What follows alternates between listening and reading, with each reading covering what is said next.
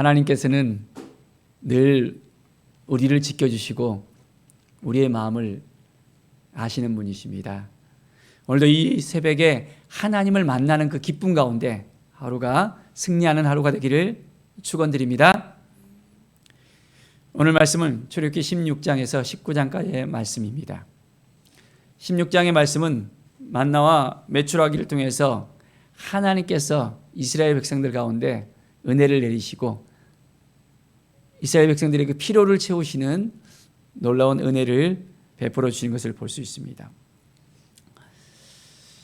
16장 2절에 보면 이스라엘 자손 온 회중이 그 광야에서 모세와 아론을 원망을 합니다. 왜 원망을 합니까? 바로 그것은 광야 가운데서 먹을 것이 없다는 것입니다. 우리가 애굽 땅에 있을 때는 고기 가마 곁에 앉아서 떡을 배불리 먹었었는데 이 광야로 우리를 인도한 다음에는 우리가 줄여서 죽게 된다는 것입니다. 그래서 원망의 소리가 가득 차 있는 것을 볼 수 있습니다. 하나님께서는 어떻게 하십니까? 모세에게 말합니다. 하늘에서 양식이 비같이 내린다고 했습니다. 그래서 일용할 양식을 날마다 거두게 될 것이라는 것. 인간의 생각과 하나님의 방법은 다르다는 것을 우리는 분명히 알아야 됩니다.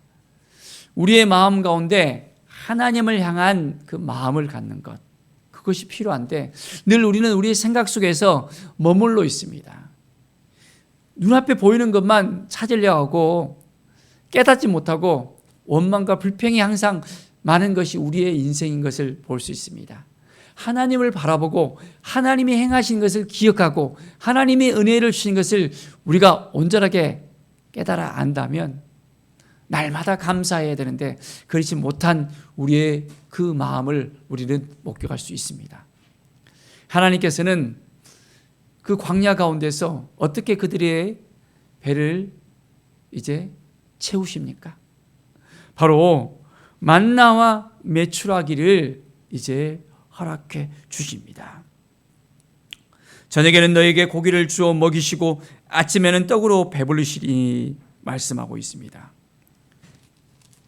자, 오늘 16장 13절에 보면 저녁에는 메추라기가 와서 진을 덮이고 있습니다. 그리고 아침에는 이슬이 진 위에 있더니 이슬이 마른 후에 광야 지면에 작고 둥글고 또 서리 같은 것이 있게 되어집니다.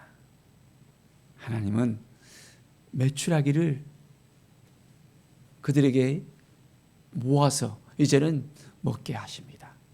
이 메추라기는 어떻습니까?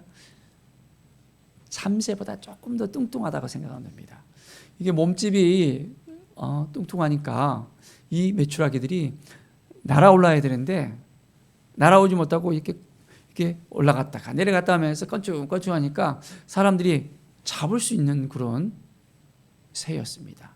그리고 이 가시 같고 아주 달콤한 이 만나를 하나님께서 매일매일 거두게 하십니다. 일용할 양식을 거두게 하는 거예요. 그런데 하루 너무 많이 거둬갖고는 그 다음날까지 두잖아요. 그러면 어떻게 됩니까? 썩어서 못 먹게 되는 거예요. 그런데 안식일 날에는 이제 안식일 전에 이틀 양식을 거두게 하셔서 그 이틀분을 먹게 하시는 거예요. 안식일까지. 그때는 썩지 않는 거예요. 하나님께서 그들의 필요를 아시고 늘 채워주심을 그들은 경험하게 되어집니다. 우리는 어떻습니까? 우리의 필요를 하나님이 아시잖아요. 그 하나님께서 우리의 필요를 날마다 주시잖아요. 그것을 경험하고 사십니까?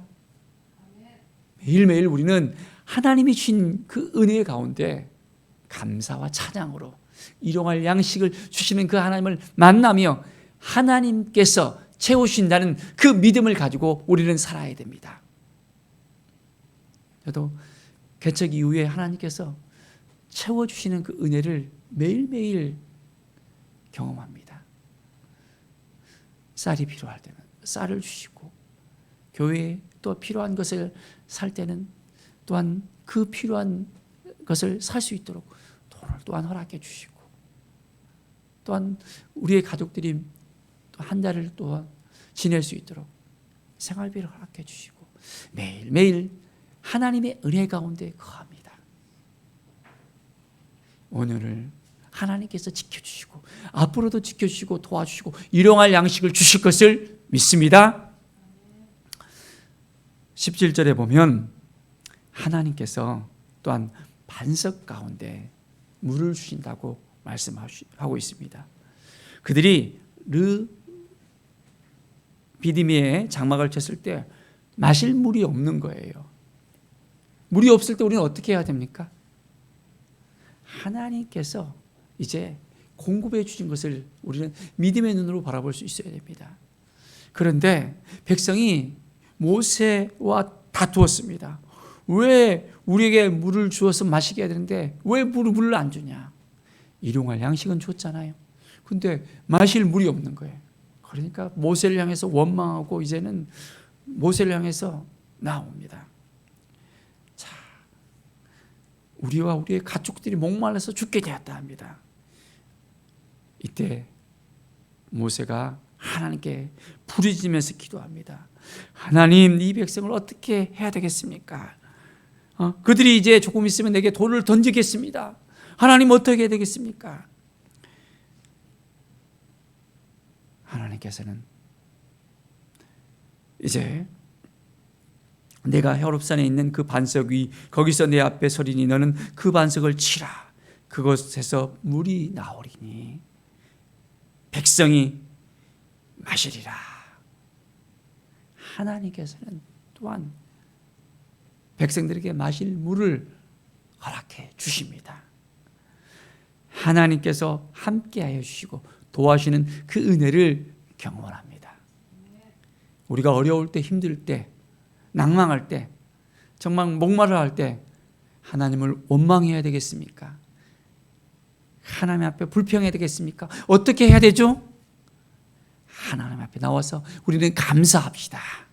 이것이 하나님께서 우리에게 주신 은혜 가운데 우리가 하나님을 바라보는 방법입니다.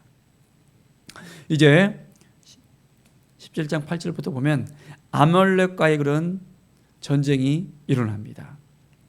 여호수아가 앞서 나가서 이제는 싸웁니다. 그런데 모세가 이제 산 중턱에서 이제 그들을 위해서 손을 들고 기도합니다. 중보에 손을 올립니다. 이럴 때 이스라엘 군사가 이기게 됩니다. 그런데 힘이 붙여서 이 중보의 손이 내려갔을 때 어떻게 됩니까? 여호수아의 그 군사들이 치는 거예요. 이때 아론과 홀이 그것을 보았습니다. 어떻게 했습니까? 아론과 홀이 모세를 바위에 앉혀놓고 두 손을 양쪽에서 아론이 한 손, 홀이 한 손 들면서 손을 높이 쳐들어서 중보의 손을 함께 들었습니다. 하나님께서는 이들의 기도를 들으시고 이들의 중보를 통해서 여호수아와 그 군사들이 승리를 하게 되어집니다. 사랑하는 여러분, 하나님 앞에 우리가 나아갑시다. 하나님께 온전한 마음으로 기도합시다. 그러면 하나님께서 역사하십니다. 그런데 혼자 하는 것이 아니라 이제는 함께 하는 거예요. 이제 삼겹줄은 끊어지지 않는다 했잖아요.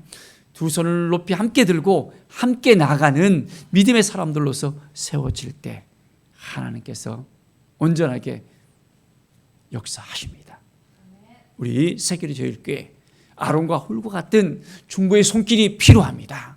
함께 기도하고 나갈 때 하나님께서는 이곳 가운데 어둠의 영들이 떠나가고 이제는 놀라운 은혜의 역사가 일어나고 한 영혼 한 영혼들 정말 잃어버린 그 영혼들이 와서 함께 예배하며 함께 온전히 하나님께 드릴 것을 믿습니다. 이제는 온라인으로 함께 예배하는 많은 사람들이 생기고 있습니다.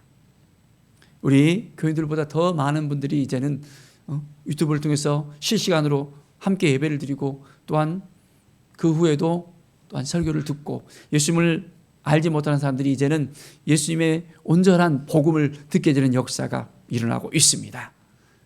사랑하는 여러분, 이 일을 위해서 우리가 함께 기도하면서 이 코로나 시대에 있어서 복음의 역사가 이제는 흥황할 수 있도록, 순천뿐만 아니라 각 지역에서, 이제는 경상도에서, 경기도에서 실시간으로 들어와서 함께 예배를 드리고 있습니다. 9시 반 예배에서도 함께 참여하면서 아이가 이제 경상도에서 함께 예배를 드리다는 카톡을 받기도 했습니다. 사랑하는 여러분, 함께 기도합시다. 그러면 하나님께서 역사하십니다. 18절에 보면 모세가 매우 힘들어하는 것을 볼 수 있습니다.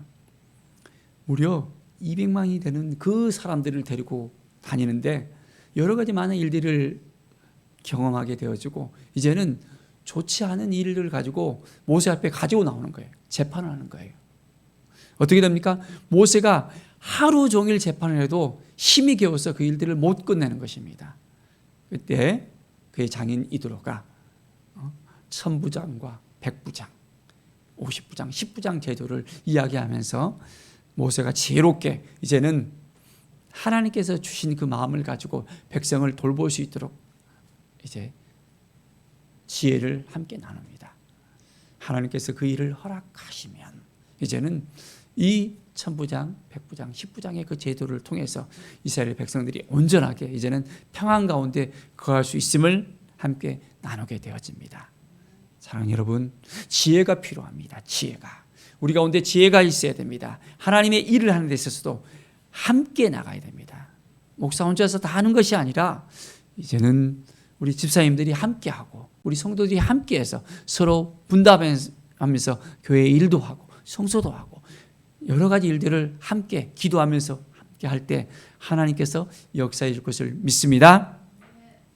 19장에 보니까 하나님께서 이스라엘 백성을 어떻게 생각하시는지에 대해서 분명하게 나오고 있습니다. 자, 19장 4절에 보십시오. 내가 애굽 사람에게 어떻게 행하였은가, 내가 어떻게 독수리 날개로 너희를 업어 내게로 인도하였음을 너희가 보았노라. 하나님께서 독수리 날개로 우리를 업어서 인도하셨다는 것을 말씀을 하십니다. 우리 가운데 하나님의 은혜가 임했다는 것을 분명하게 말씀합니다. 이스라엘 백성을 도와주시고 그들의 아픔과 서러움과 포로된 가운데서, 종되었던 가운데서 구원하신 그 사건과 이제는 우리에게도 하나님께서 구원하신 그 사건을 이 말씀을 통해서 말씀하십니다. 예수 그리스도를 깨닫게 되어주고 알게 되어주고 만나게 되어주고 이제는 구원의 역사 가운데 우리가 거하게 되어졌습니다. 하나님의 백성으로서 살고 싶습니까? 하나님의 자녀로서 살고 싶습니까? 그렇습니다.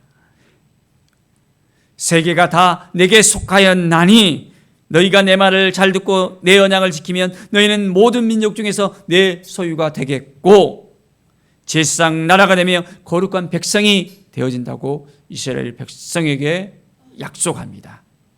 하나님 앞에 나와서 하나님의 은혜 가운데 거할 수 있는 것은 하나님의 언약의 말씀을 믿고 따르는 거예요. 그래야만 하나님의 백성이 되어집니다. 하나님의 소유가 되어집니다. 거룩한 제사장의 나라가 되어집니다. 바로 그렇습니다. 우리가 매일매일 말씀을 붙잡고 살아가야 됩니다. 말씀의 은혜 가운데 거해야 됩니다. 말씀을 행하는 자가 되어야 됩니다. 그럴 때 우리는 왕같은 제사장으로 하나님 앞에 설 수 있습니다. 하나님의 자녀로서, 하나님의 사람으로서 이제는 거룩한 정말 산 예배를 드릴 수 있는 믿음의 사람으로서 하나님의 대행자로서 살아갈 수 있습니다. 믿음의 눈을 바라보십시오. 하나님께서 우리 한 사람 한 사람을 통해서 이제는 온전한 회복을 주십니다. 우리에게 킹십을 주셨습니다. 왕권을 주셨습니다. 우리에게 선십을 주셨습니다. 하나님의 자녀됨을 허락해 주셨습니다. 매일매일 우리는 하나님이 주신 그 마음을 가지고서 매일매일 승리할 수 있어야 됩니다. 매일매일 하나님 앞에 더 가까이 나오겠습니까? 그러려면 말씀을 붙들고 살아야 됩니다. 말씀 앞에 서야 됩니다. 말씀을 읽고 말씀을 묵상하고 말씀으로 기도해야 됩니다. 그럴 때 하나님께서 이 말씀을 통해서 우리에게 역사하십니다. 이 말씀을 붙들고 오늘도 승리하는 하루가 되어지기를 간절히 축원드립니다. 기도하겠습니다. 하나님 아버지 감사합니다. 매일매일의 삶이 하나님의 은혜 가운데 거하는 삶이 되길 원합니다. 하나님의 말씀 앞에 서는 삶이 되길 원합니다. 주님 도와주시옵소서. 은혜를 내려주시옵소서. 만나와 매출하기를 계속해서 허락하여 주시고 마실 물을 허락하여 주시고 날마다 하나님의 은혜를 허락하여 주시옵소서. 거룩한 하나님의 백성으로서 하나님의 자녀로서 왕같은 제사장으로서 하나님의 대행자로서 살아갈 수 있도록 우리에게 새로운 힘과 능력과 말씀의 은혜를 부어 주시옵소서. 우리 세계로 제일교회 또 모든 우리 동역자들 정말 하나님의 백성들이 주님 앞에 나와서 함께 예배드릴 때마다 하나님의 말씀을 붙들고 살아갈 때마다 큰 은혜를 내려 주시옵소서.